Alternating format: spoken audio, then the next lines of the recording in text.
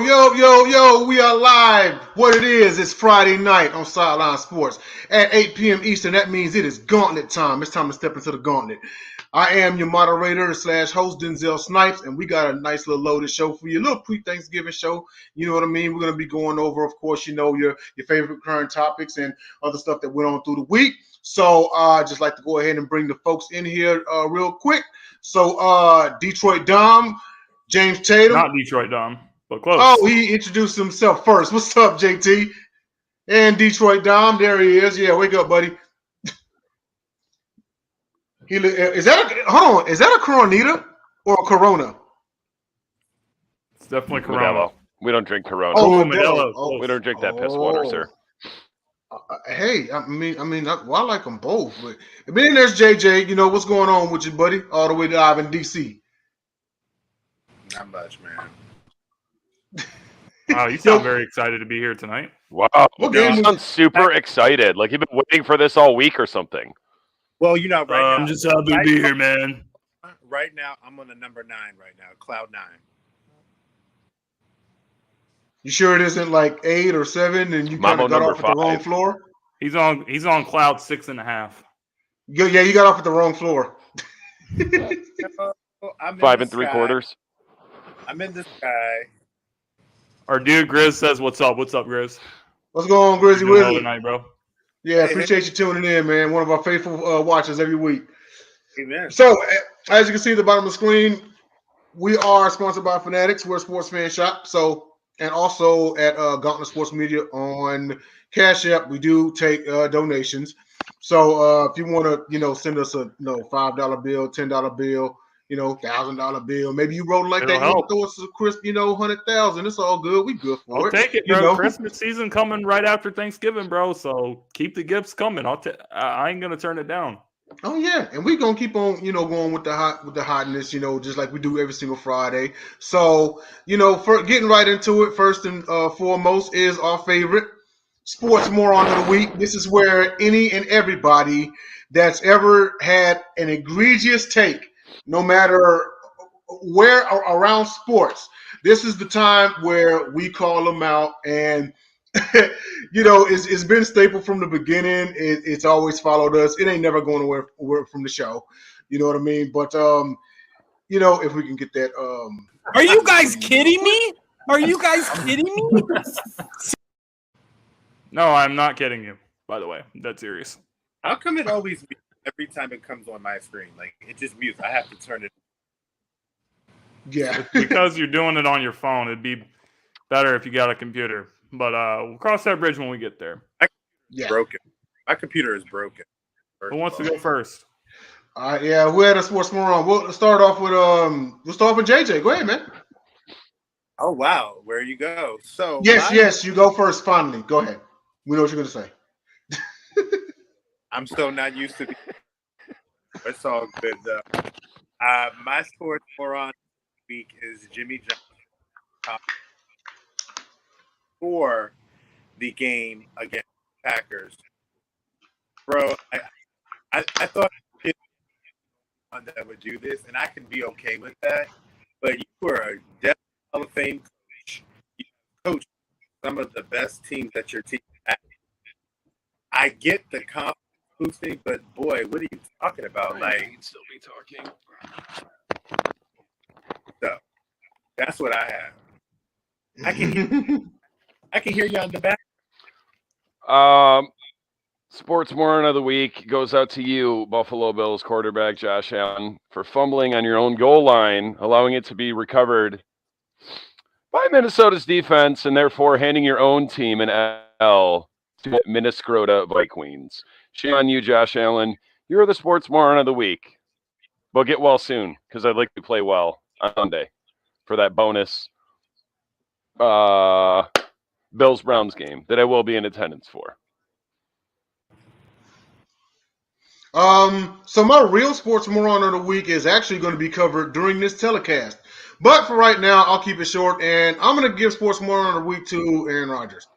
Simply because you spent all offseason calling out your new receivers for dropping passes and not running the routes right and this and that. And then pretty much for the better part of the season, you've been pretty ineffective at throwing the ball. And I think you've been humbled last night. So this one's for you, A-Rod. There are a lot of people saying you're not that guy anymore. Time's ticking.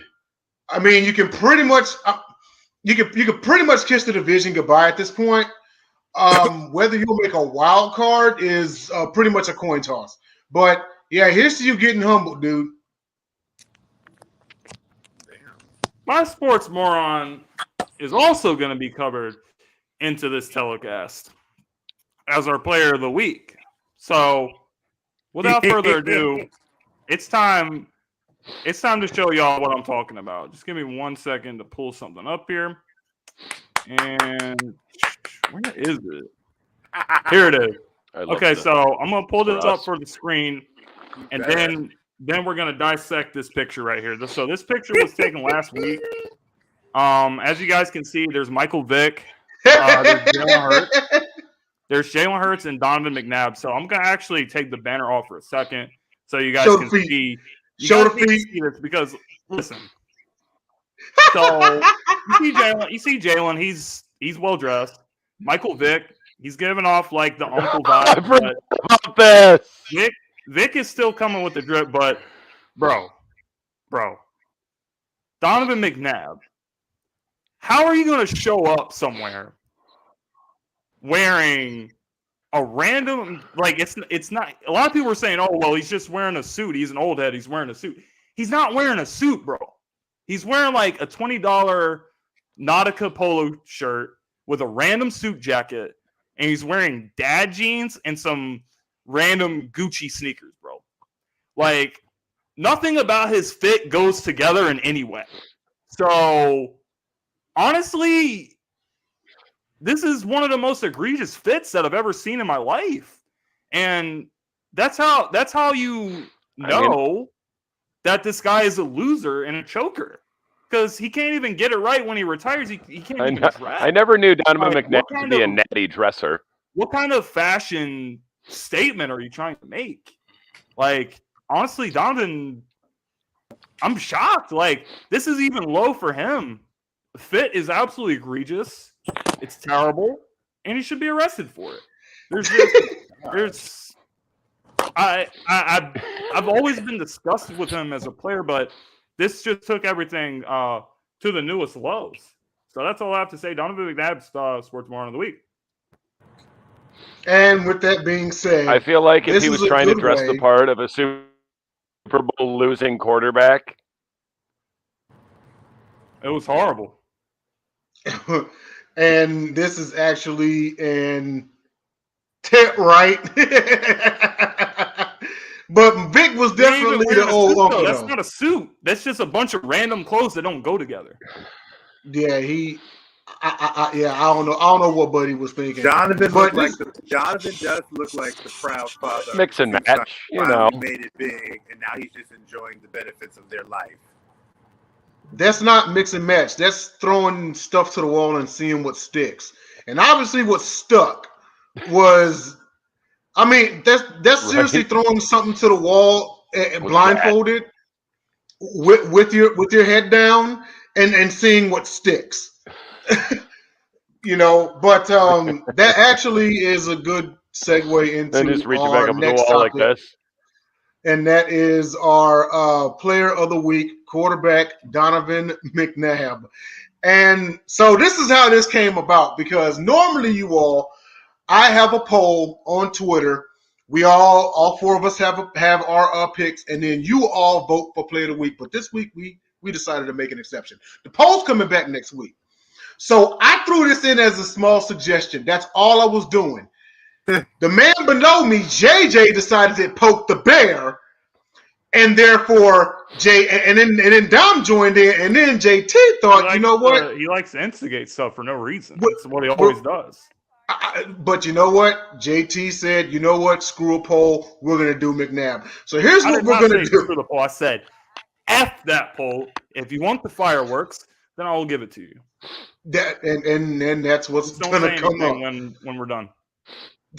So, taking a look at Donovan McNabb, he was drafted second overall in the '99 draft out of Syracuse, where he played quarterback, and he also played point guard for the Syracuse Orangemen basketball team. He was a six-time Pro Bowler. He's on the Eagles' 75th anniversary team, Eagles Hall of Fame, Philadelphia Eagles number 5 retired. In college, he's three-time Big East Offensive Player of the Year, Big East Rookie of the Year, four-time first-team All Big East.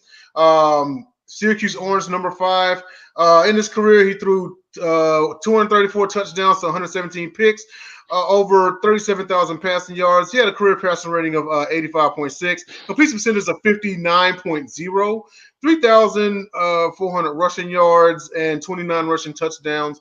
He did take the Eagles to, I think it was 5 consecutive NFC Championship games, 1 Super Bowl appearance. He was famously called out by T.O. For his performance during the game, considering that T.O. had the real Herculean performance, reeling in a Super Bowl record tying, I believe it was 11 catches on a broken foot, by the way. On one leg. Yeah, basically. But foot and all of that. And you know what? JT's in Philadelphia. I don't know how Philadelphians view the man now. I'm pretty sure once we get to him, he'll don't know how they do it all over that. But we're gonna go counterclockwise. I'm gonna go since JT's got like this 5-page paper prepared. We're gonna go in reverse. We'll go JJ, then Dom, and then we'll end it with James. So JJ, your thoughts on Donovan McNabb?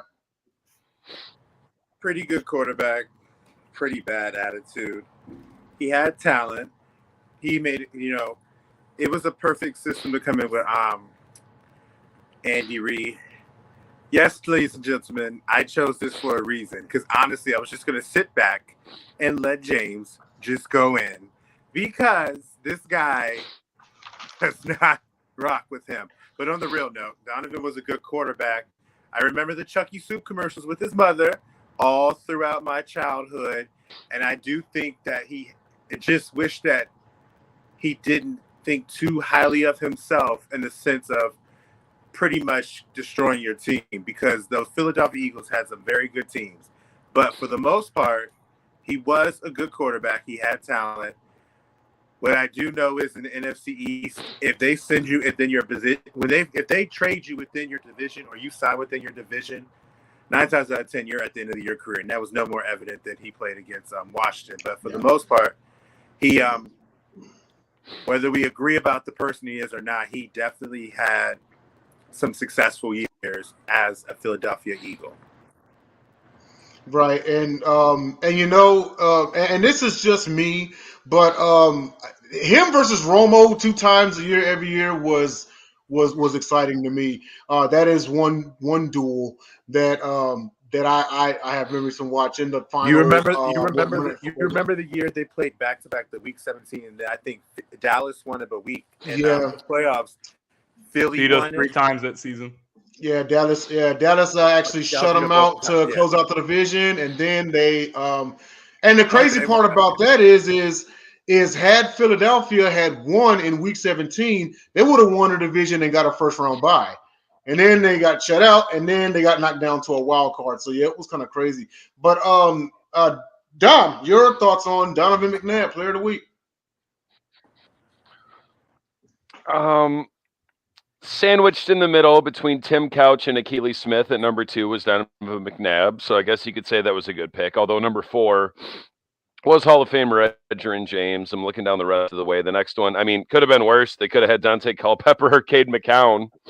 Excuse me, Cade McNown. Cade McNown. What's the difference? Same guy. Have you ever seen him in the same room? I haven't.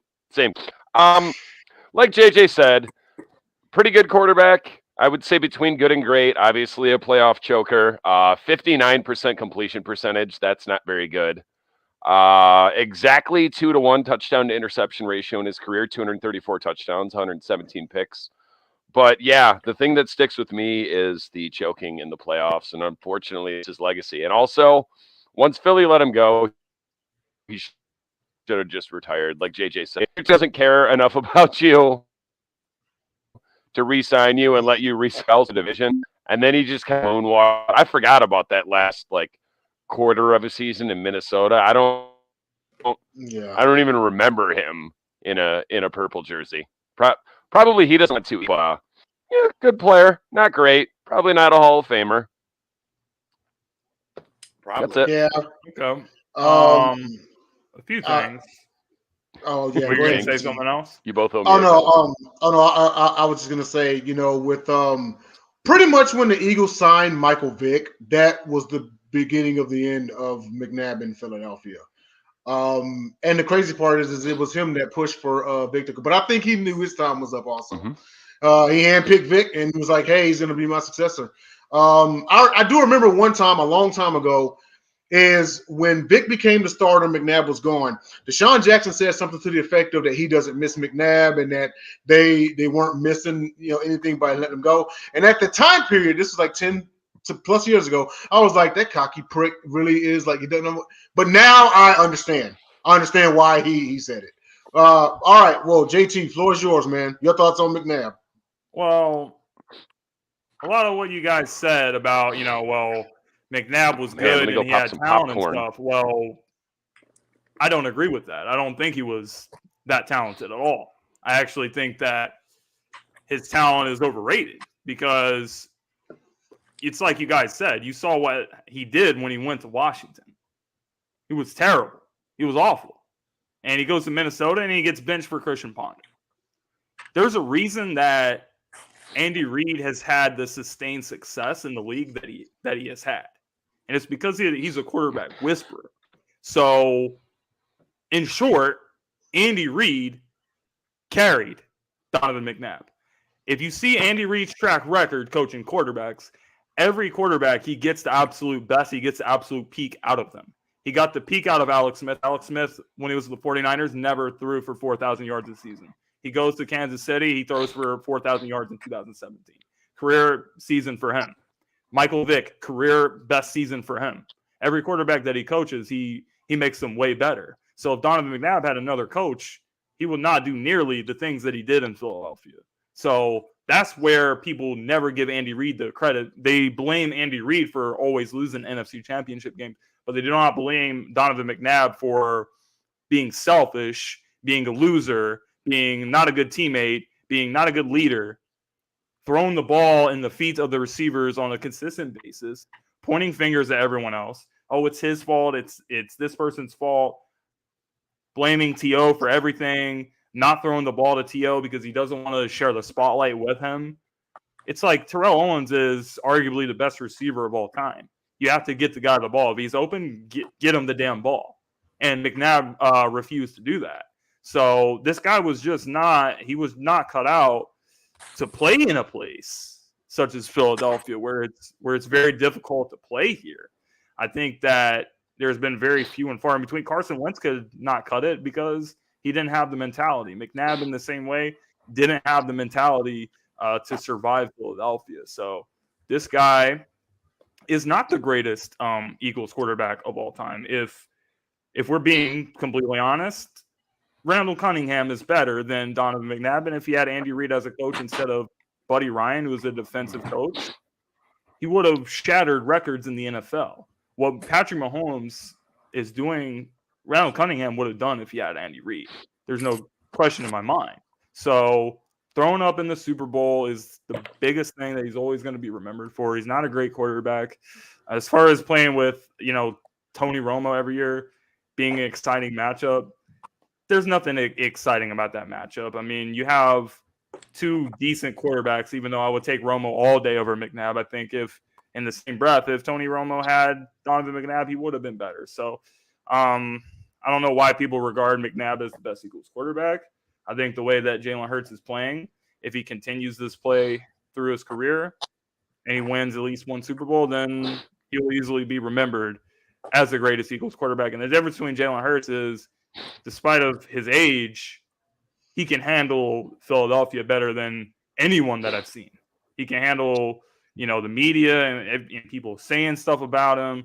If people were saying stuff about McNabb, like they said about Jalen Hurts all offseason, well, Jalen Hurts can't throw. He's a running back. He's trash. He's not the guy. McNabb would have fell apart. He would have fell apart. He's too sensitive. So that's not only why I believe Jalen Hurts is the guy, but it's also why I believe McNabb wasn't the guy. I'll take Ron Jaworski over McNabb as well. Habitual playoff choke artist, and just couldn't get the job done. So, yeah, that's what I have to say about McNabb. You know, and actually, Don brought up something that I was going to ask. And you live in Philadelphia, so you can answer this. We don't love him. We don't love him here. We love Nick for what he did. Nick never has to pay for anything. There are fans that still like McNabb and still say, McNabb's the best and this and that. But people, on a general scale, Foles is much, much more loved in Philadelphia than McNabb. Well, yeah, because he won. But my question was going to be, who was revered more, Jaworski or McNabb, amongst Philadelphians? I mean, Randall's definitely probably more revered than both of them, but well, yeah, of course. I don't know. I mean, McNabb probably by default because Jaws just wasn't that good. He was all right, but McNabb was probably better than Jaws. But as far as being loved in Philadelphia, I think most fans would say that Nick is the most loved quarterback pretty easily because of playoff run in 2017, winning the Super Bowl.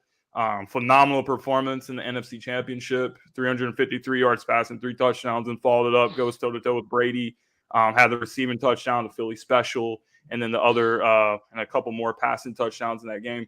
So Nick has it in that regard, but I think Randall is more respected and appreciated than McNabb is, and he deserves it. So that's what I think. Right. No, and that's fair enough. It's just ironic that McNabb spent all those years in Philadelphia, and then Nick Foles plays 8 games, maybe. Well, and he had 2 stints in Philadelphia. He was drafted by the Eagles in 2012, and then he got traded for Sam Bradford. Then he came back after he almost retired, and then when Carson Wentz gets hurt, he takes over the team and leads them to the Super Bowl. To the Super Bowl, yeah. They he had that one year, I think it was 2013. He threw 27 touchdowns, 2 picks, or something like that. Yeah, he was one of the best ratios ever. Wasn't that the same year he did the 7 touchdown game? Yes, it was the Raiders against Oakland. Yep, sure did. Yep. But let's go ahead and segue into our next topic, and that is our Gauntlet Grinders for Week 10. These are our outstanding performers for the previous week. Of course, leading up to Sunday and everything. But I'm going to go around the panel. We'll start off with JT and go clockwise. We'll end it with me. Go ahead, man. I got to be honest.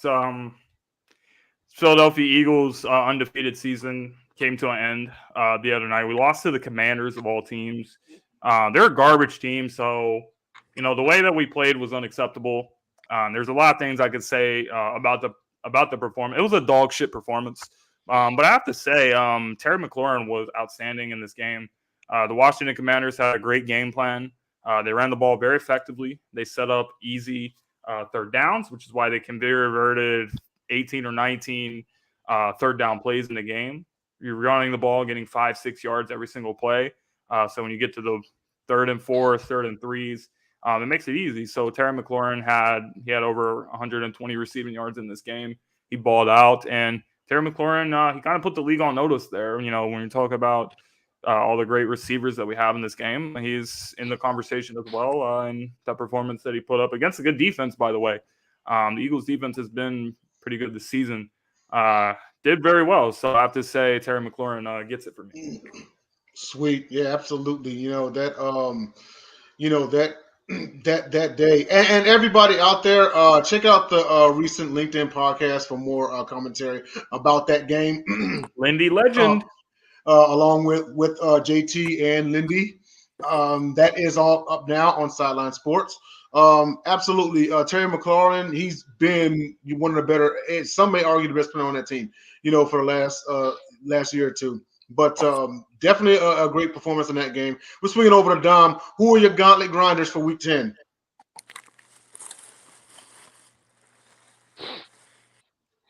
Hello. NFC, I've got Saquon Barkley, 35 carries, 152 yards, 1 touchdown, and a 24-16 win over your Houston Texans. Yep, it was over us.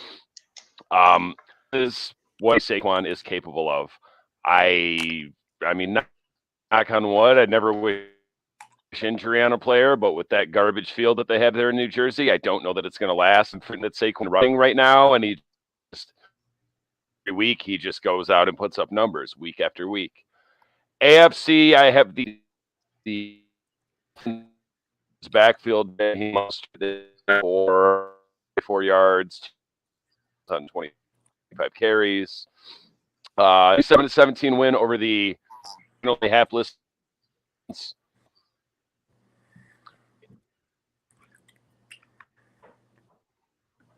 Did he freeze?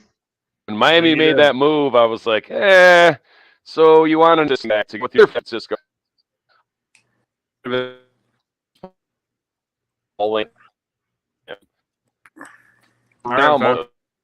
we've got legit, even with Tua at quarterback, like even or Tua.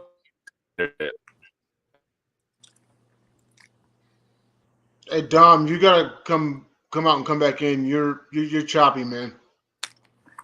Reset the router, bro.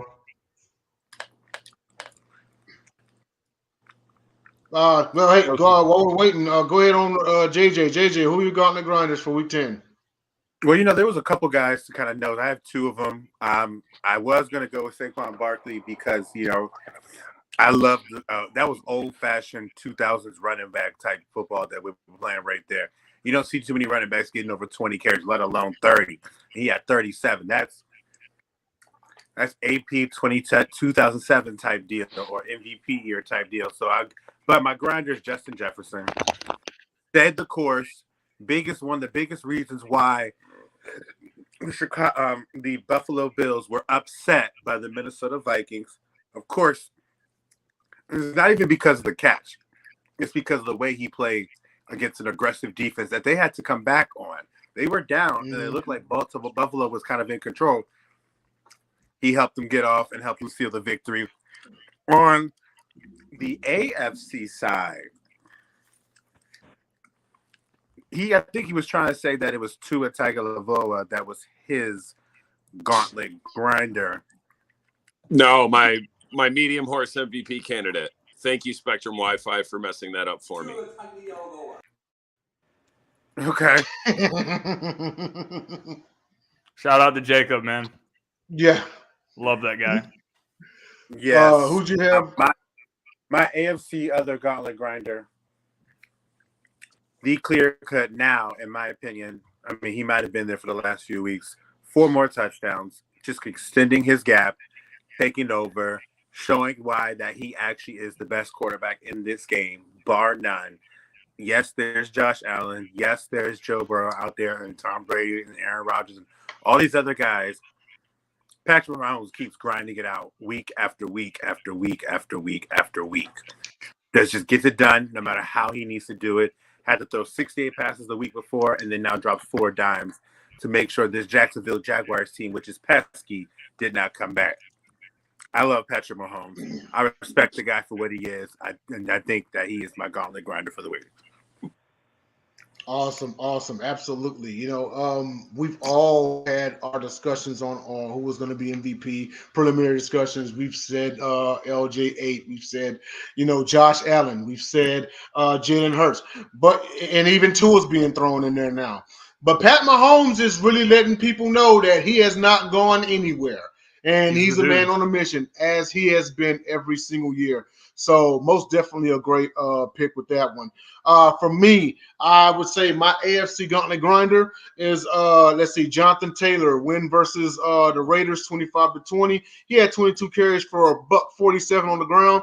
He averaged 6.7 yards per carry, along with a touchdown. Granted, yes, they beat up on a bad Raiders team right now. Their interim coach did get his first win. He actually was going to be my low-key gauntlet grinder for getting his first win as an interim coach on short notice. But no, Jonathan Taylor, he's also letting folks know he hadn't gone away neither. Pretty much that offense goes through him. even though you got like Matt Ryan back there, and who knows how much oil he has left in his engine and whatnot. But Taylor's definitely the future, with all these running backs out there. Saquon's came back. Yes. You got Dalvin Cook and all these other ones, But Jonathan Taylor, he's most definitely up there. So he's my AFC Gauntlet Grinder. My NFC Gauntlet Grinder, what I just said is going to be Dalvin Cook.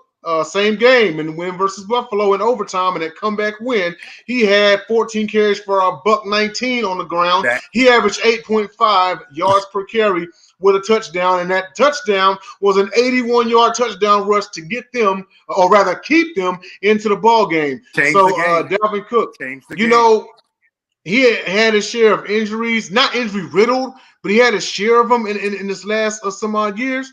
But a totally healthy Dalvin Cook is lethal if you have not been paying attention to football, but the Vikings, they've been so much more than that. But Dalvin Cook, outside of Justin Jefferson had one of the most unbelievable catches in that game. Oh yeah, absolutely. That's being debated now. I just want to point this out.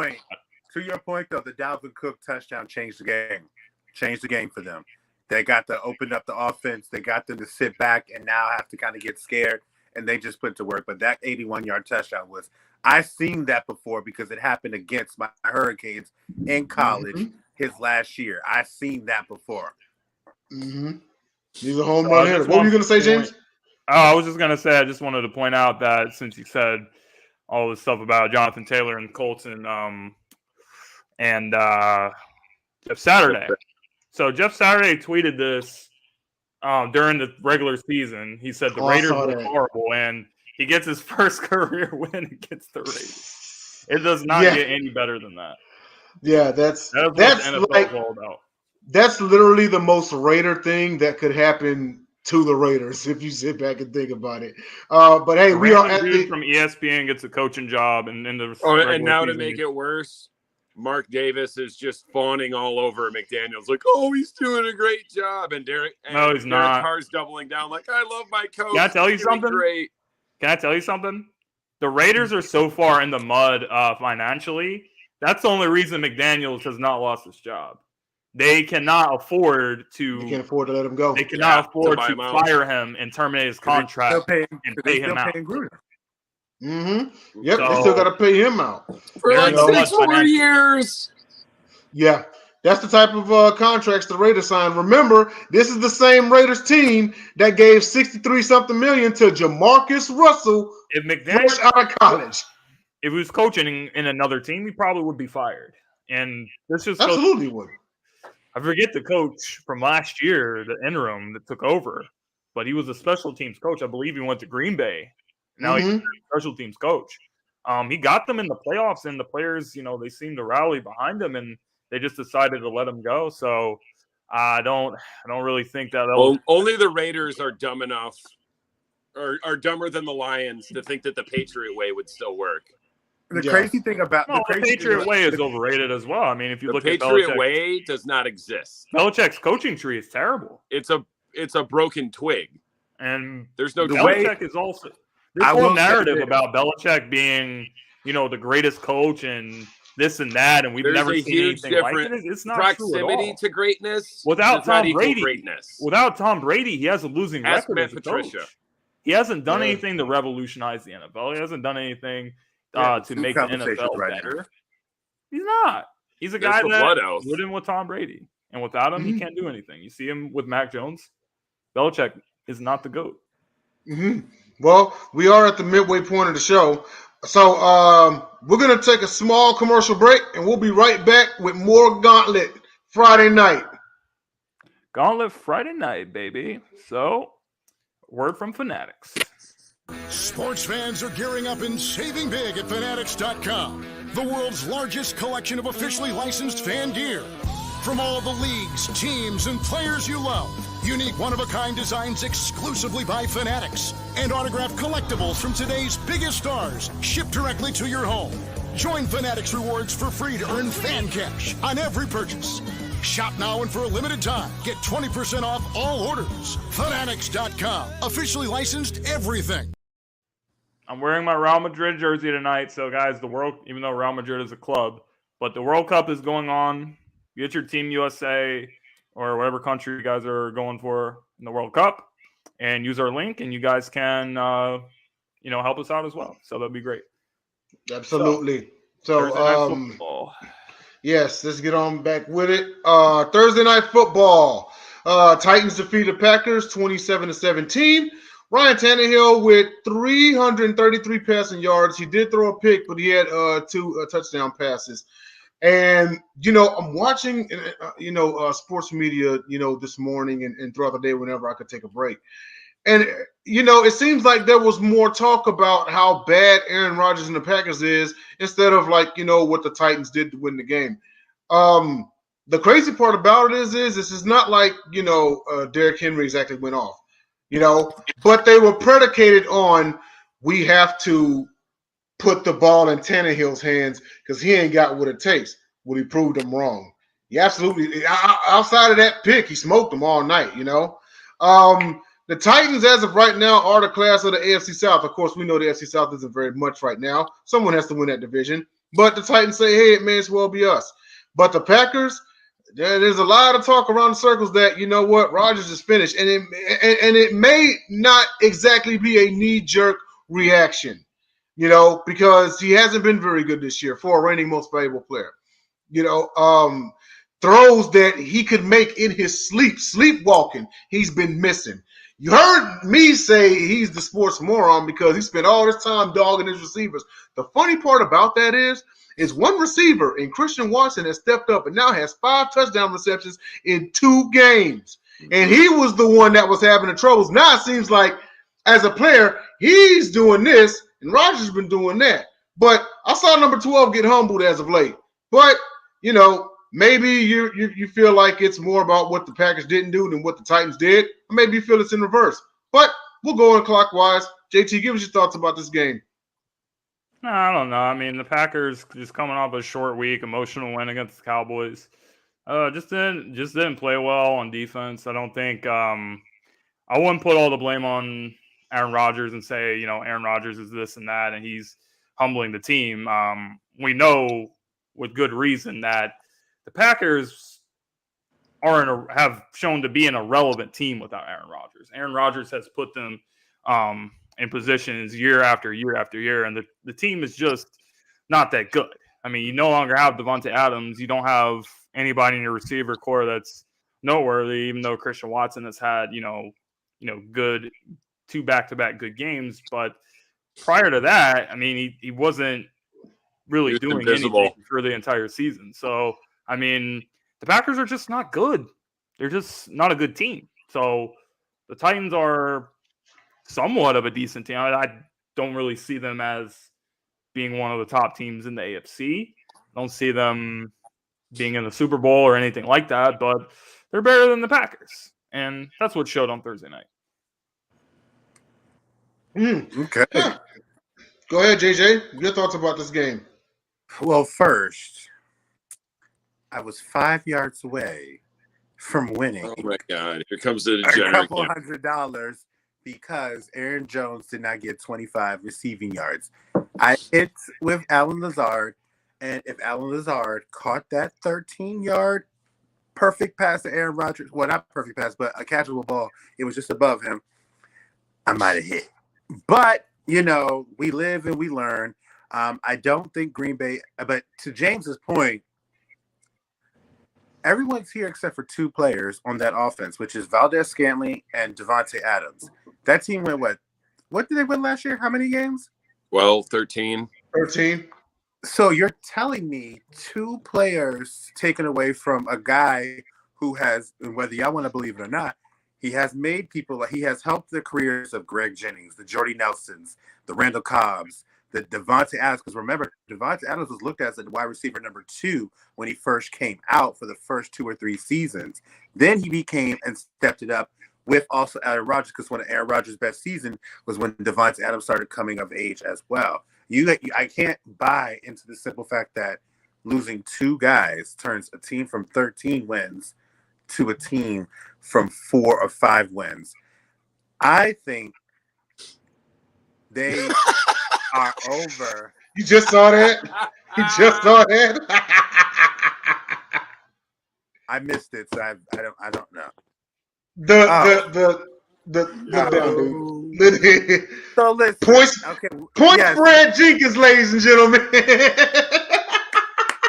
I love it, and I love Dom because Dom always talks about my gambling every single time. He'd be like, "Good Lord, JoJo," or Call 1-800-GAMBLER if you have a problem.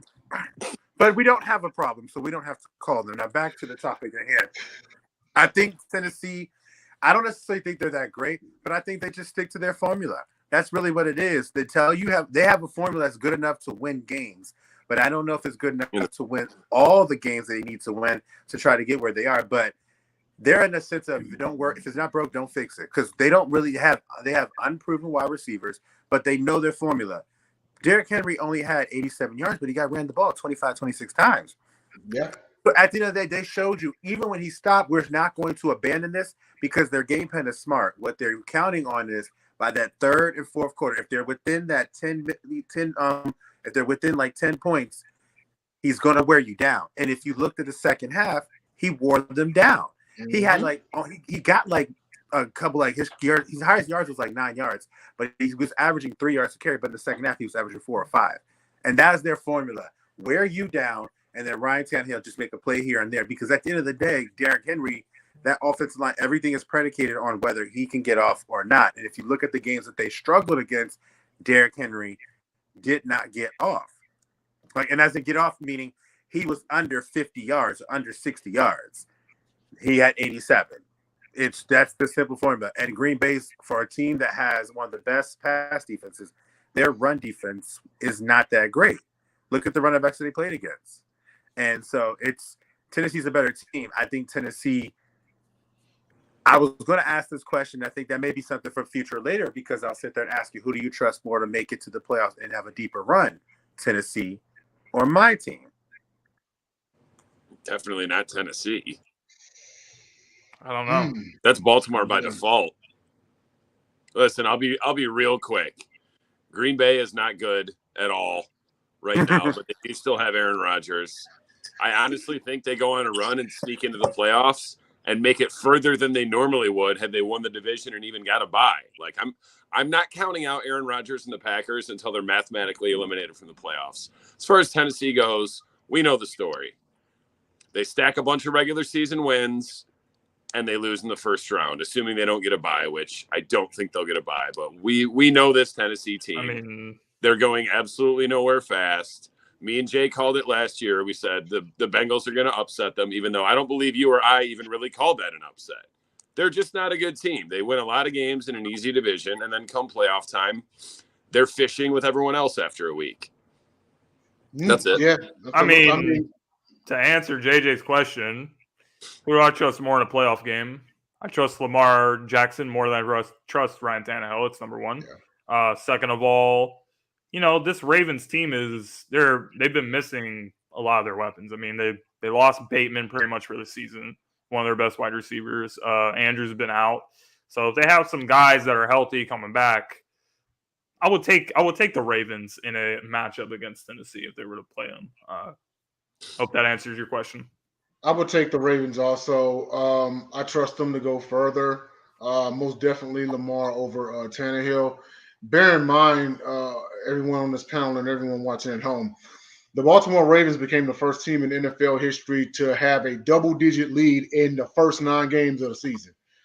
I mean, you look at That's why they traded for Roquan Smith. Yeah, if they don't allow these blown leads and whatnot, they got a much better record than what they got right now. I mean, they learn if they really can shut the door and finish games like that, they're going to be lethal come playoff time. But I most definitely trust them. I'd most definitely trust them before. I think they're more well-rounded because it's like, okay, with Tennessee, stop Henry if you can, put the ball in Tannehill's hands.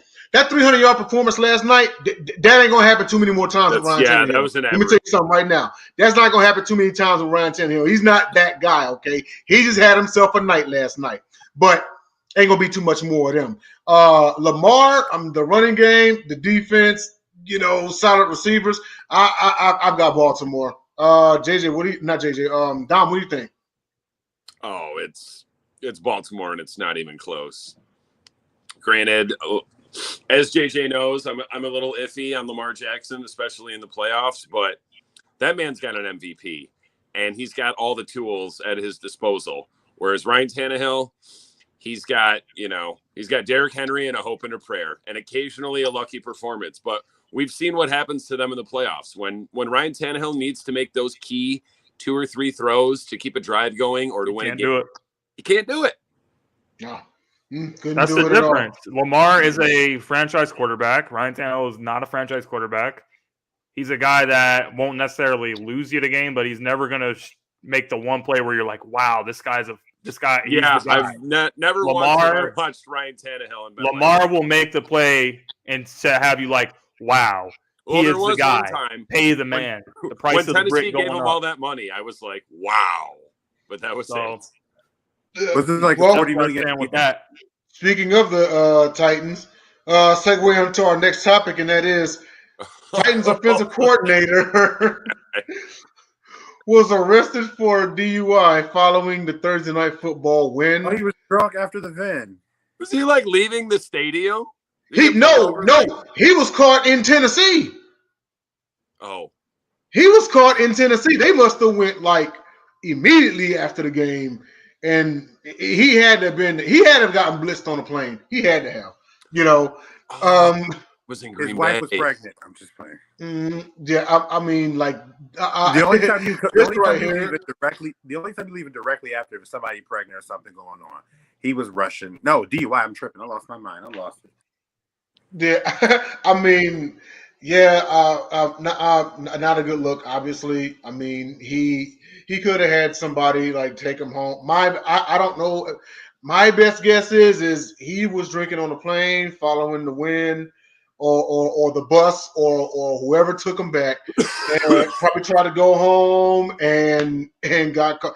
Point is like, I mean, you got Uber, you got like a million people on that staff and teammates. You could have had anybody like take you home, dude. But call your wife, call your girlfriend, call your mistress. Somebody, somebody, The crazy thing is his situation could have turned into Henry Ruggs, and he's got to be grateful for the fact that he didn't have it turn into Henry Ruggs. Right. That or Andy Reid's son situation. He recently just received this punishment. I mean, it's not worth it. You know what I mean? Like, you got a lot of tools, a lot of resources. I mean, all that money you make in the Uber costs how much? Like, if we can do it, y'all can. So, but and enough on that one. We'll move on to our next topic, and that is, and I don't know quite how JT feels about this one. We'll find out when we get to him. But Ndamukong Suh has returned, and he signed a 1-year deal with the Philadelphia Eagles. So I don't know exactly what to call this move. I mean, I'm pretty sure. I mean, he's had a career. He was in Detroit. He was in Tampa Bay. He won a ring. I can tell you exactly what it is. Yeah. I mean, now you know what? I might involve Joseph. But Jordan see, the Davis thing got hurt. They started giving up a bunch of rushing yards. So they're like, let's sign some guy. As soon as Jordan Davis comes back, they'll be fine. Yeah. But they'll have a much deeper rotation at DT. I applaud the move. Shout out to you, Eagles. Yeah. I wish the Lions signed Sue. This is what happened. Against the Houston Texans, the Eagles' run defense got exposed by that young man, Pierce. And then say that man's name. I forgot his name for a second. I'm human. The guy, the next week, Brian Robinson with the Washington Commanders, they took the Texans, what they did, and they used it against us. And they didn't let us stay on the field. They dominated in time of possession.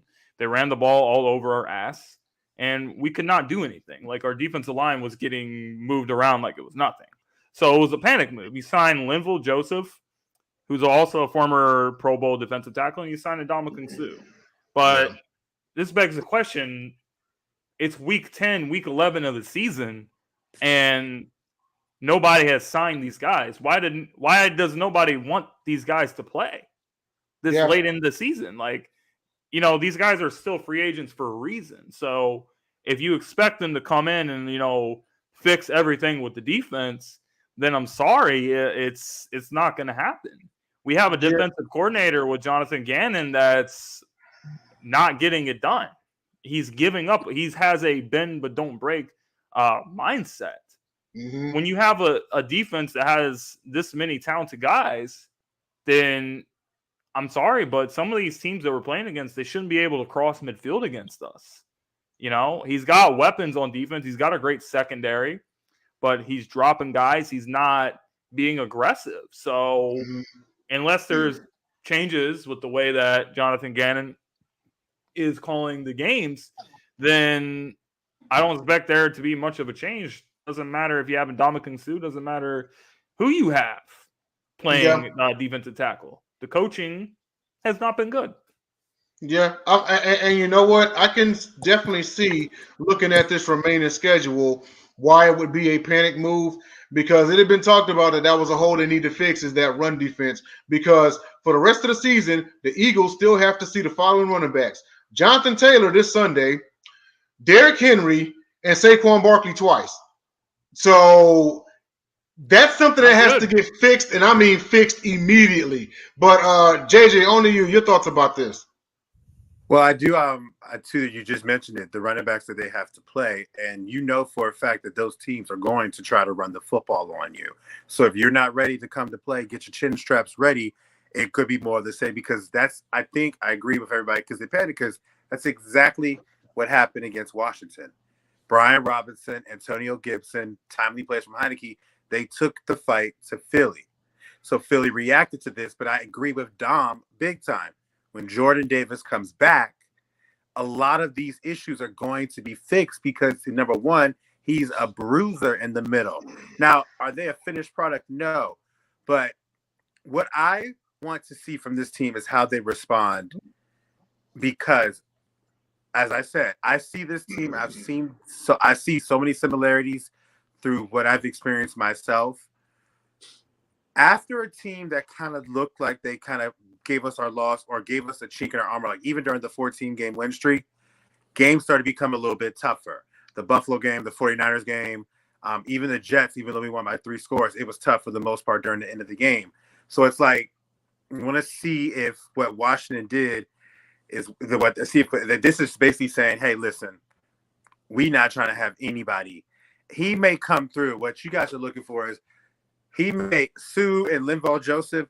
They're just, guys that may have to come in and do some quality minutes that at least are veterans that know how to play the game and know how to make the advantages work for them. Doesn't mean that they're trying to be a heavy impact, but this game, everybody knows that at this point in time, everybody's injured.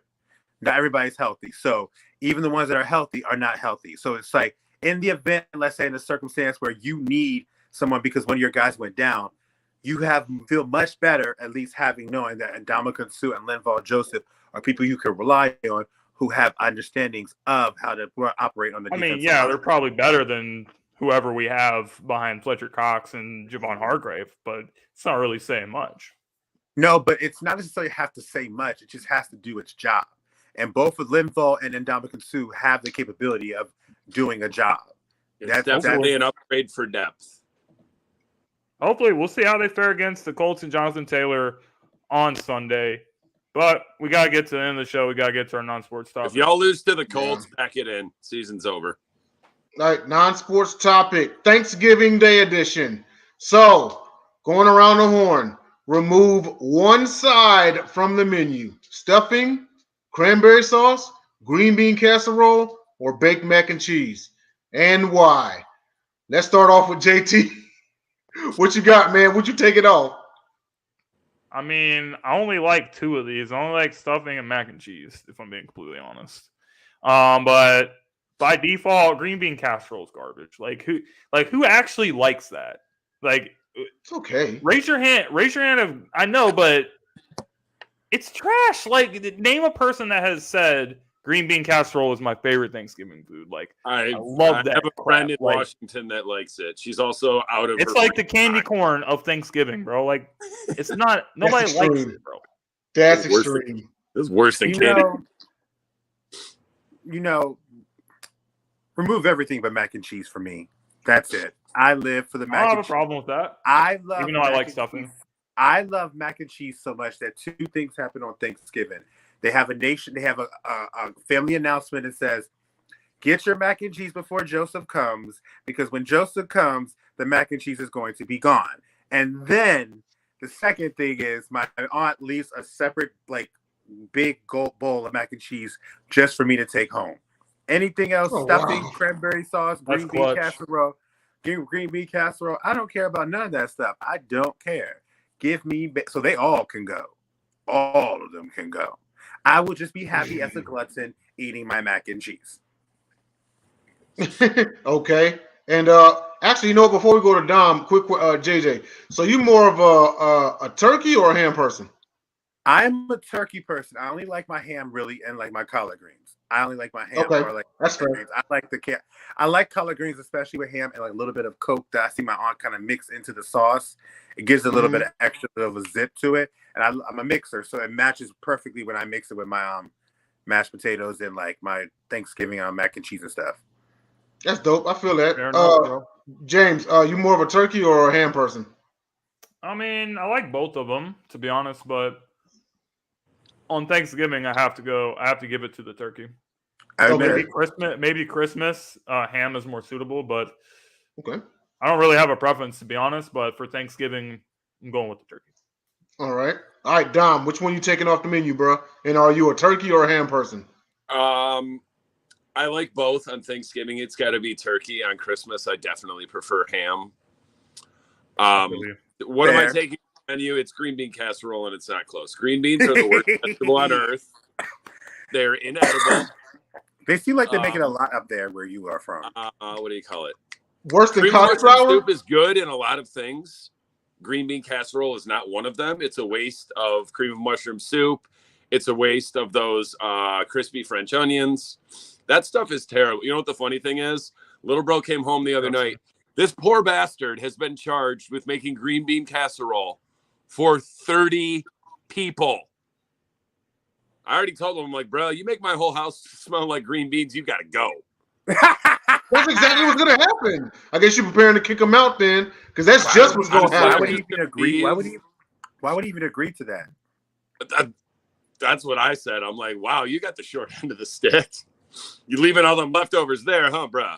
But what's your favorite? What's your favorite, like, besides what we've already said, like, besides like mac and cheese and like the main things like turkey and stuff, like what's your favorite, like, I guess, like side dish or whatever? Stuffing easily. But I got memories behind that because, like, you know, my grandparents made the best stuff, and it's sad because, like, you know, it's one of those recipes that like never really got passed down, so it kind of like died with them.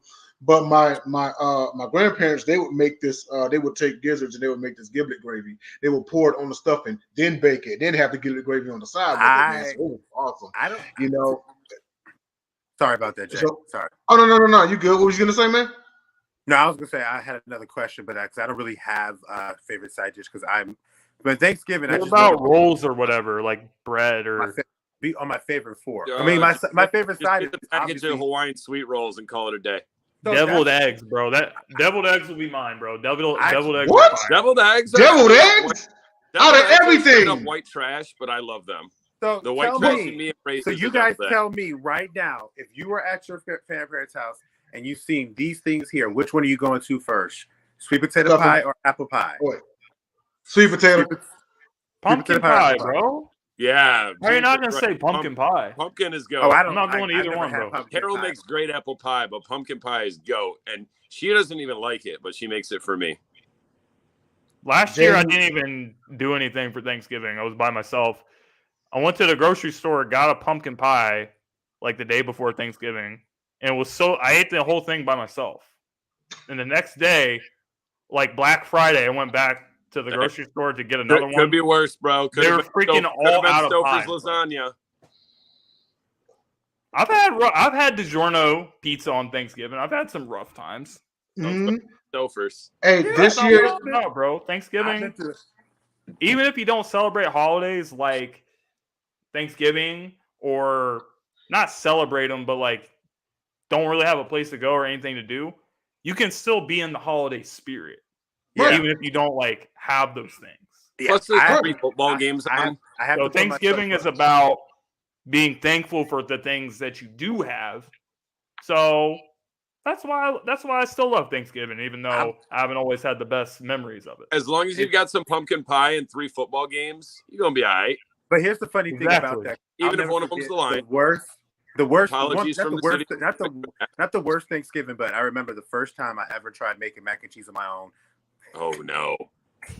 Uh-oh. This It man was gonna set and you his know house on fire. the crazy thing is, it was on the Thanksgiving where my Ravens played the 49ers that Thursday night, NBC. And I remember being mad because I thought I was going to make the mac and cheese that my grandparents said he did. And it was nothing of the sort. So I didn't get a chance to really enjoy the game as much as I wanted to because of the way I made my mac and cheese. It was Because the bad. mac and cheese was trash. It was bad. Oh, now, man. now it will knock you out. You can make mac and cheese now? Now I've been making mac and cheese for years now. Like whenever we have potlucks at my job, I bring mac and Honestly, cheese. I gotta try JJ's mac and cheese now. send me a recipe Yeah. for real. Absolutely. I need that black people mac and cheese in my life. Oh, You guys come. yeah, you're going to get hooked. You're going to get hooked. We need to go down to Jay's house, or you need to come to my aunt's house. Either way, both of our houses will have you. I'm down. Never forget Yeah. it. And actually, on the way, because I don't know, I know you're not. It makes you spoiled, honestly. When you're out eating food that you're used to eating from your family and stuff, especially like mac and cheese, it makes you so spoiled. You get the mac and cheese, you looking like, what? Okay. Even if it's the same thing, even the baked mac and cheese, if it don't match what your grandparents like, I like a little bit of burnt on my, like a little bit of orange on my mac and cheese. Yes. I like that. Not burnt, but like the crisp. Right. Yeah. And I like. I know what you're talking about.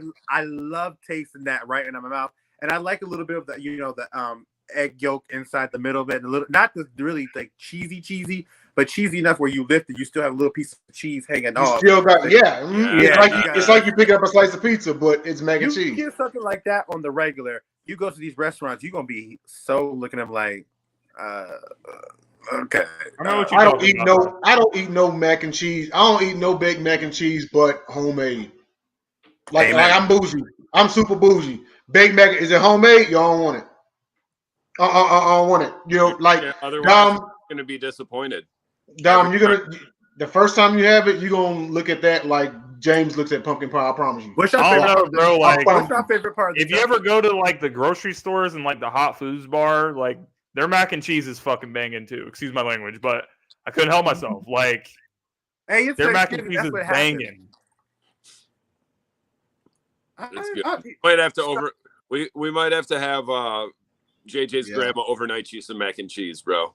I'm seriously like, I seriously want to have JJ's mac and cheese now. He's got curiosity. He been through some trials and tribulations, but he finally got it. That's called character development, bro. Like, that's what it is. I learned I had to start if I seen something taste good, then of course I've been through the criticisms about the stuff, but it gets to a point that you just know it now because you do it. It's some of the most therapeutic time for me because I just put on the music, go in. A lot of people like to mix their sauce and everything in. The one thing I'm gonna do this time that my friend had for Christmas last year is I'm gonna put some sour cream in mine because she put some sour cream in her, and it definitely gave a nice bit of creaminess. Let me know how that turns out, bro. That might be a listen, bro. I gotta say, like, picture of a Thanksgiving plate that I will not mind looking at. That is. Else, we don't want to see your plate. That is character development, bro. Like JJ started off watching the Ravens play on Thanksgiving or whatever, and he burnt his mac and cheese, and it tasted like trash. It pissed him off to the point that he was just like, you know what? I'm going to become a master of this. And he mastered the art of mac and cheese. Like that story just doesn't get any better than that. It's movie material, But guys, we're like 4 minutes over, so we do have to wrap up. Thanks to everybody who is out there watching and that gave us a like and react. Be sure and find us on YouTube. Also find Philly Jim on YouTube and subscribe. And join the Discord server, baby. We gotta get the Discord server jumping. And since we won't see until Black Friday, happy Thanksgiving, fans. Yeah. Happy Thanksgiving, absolutely. I'm on vacation from work back on that next Friday. So love you, fans. Happy Thanksgiving, everybody. Yeah. I got 4 days in a row. I'm gonna have back-to-back days off next week. Black Friday, I might just take that off. But around the horn, JT, where can everybody find you? Shameless plug. You guys can subscribe to Philly Jim on YouTube.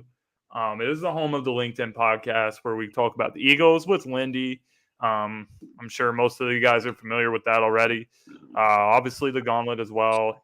You guys can follow me on Instagram, TatumTime12. You guys can follow me on Twitter, JamesTatum01. And that is if Twitter doesn't die. I mean, there's been rumors that Elon Musk fired like thousands of people on Twitter. They don't even have like people. So I don't know. Is Twitter going to survive? But if it does, he allowed James some people to Tatum get back on. He allowed some people. If not, hit me up on IG. Shameless plug. TatumTime12. Absolutely. JJ, where you at, man? Oh, you can find me in Northeast DC, Washington. I'm going down. So I know, let me stop. But yeah, you can find me over here because that's all I do. But you can find me on Facebook, JJ Jenkins. You can find me on Instagram, Joe Jenkins07. A variety of shows here. Announcement is James and I are taking a break this week from our picks because we have things that we have week. Thanksgiving week, we're going to get in there. But other than that, I'm on here. I'm everywhere. Trying to be internationally known all over the microphone. The mac and cheese king, baby. Let's go. Oh, man. Dom, where's everybody going to find you at? JJ. Whoa. Mondays, Fire Up Michigan with Scott Morganroth. Myself, obviously, Jeremy Ballreich, and George Eichhorn. Wednesdays, Kneecap Biting, Smoking Jeremy V. That's the NFL Roundtable. Thursdays, you got Alex Fleming's NFL Carousel. That's at 7 p.m. In the 8:15, 8:30-ish, depending on when Megan's done doing her makeup, you've got Megan Price's Sip Off. That's on Thursday nights. Fridays, the Double Dip of, well, not Double Dip, just another rendition of Kneecap Biting, Smoking Jeremy V. That's the Lions Man Cave. That's after this. I will not be on that show tonight because I'm going to a going away party for my in South Carolina. Obviously, with these three lovely gentlemen every Friday at 8 p.m. That's Fridays, Joseph, 8 p.m. Eastern Friday Time. Night Lights, baby. Varsity football. Set an alarm in your phone. Sundays, you can occasionally catch me on Basket Bros when I'm not blackout drunk from watching the Lions win or lose close games.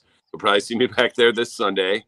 That's with myself and Denzel Snipes to my above, and Scott Morganroth and Jacob Christner and Will Vogel, and that's it. Happy Friday night, everyone. Yes, happy Friday night, everybody. So, with that being said, that was Dom, the Green Bean Casserole Gatekeeper. Time out. How are you going to not give a shout out for the Unconventional Kings fam? I noticed that you stopped doing that. No. It's back. It's back. It's always back. Say it. But, say the line. We're not ending the show unless you say it. No, absolutely. I got you, man.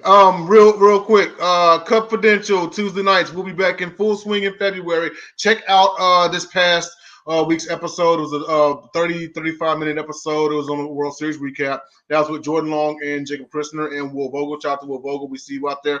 Also, Pundits Punted Wednesdays, Gauntlet, Friday Night Lights, and Basket Bros Sunday. Shout out Eric Wilson, JB Ellis, John Shear, Jake Malik, Jim Matthews Lewis, Megan Price, Kerry Johnson, shout out Craig Davis, Marshall Hill, my Unconventional Kings fam. You know what it is all day, every day. Happy MF Thanksgiving. Y'all be easy. Stay out of jail. You know what I'm saying? Get effed up, but don't get in trouble. All right, keep it safe. We'll see y'all later. Mic drop.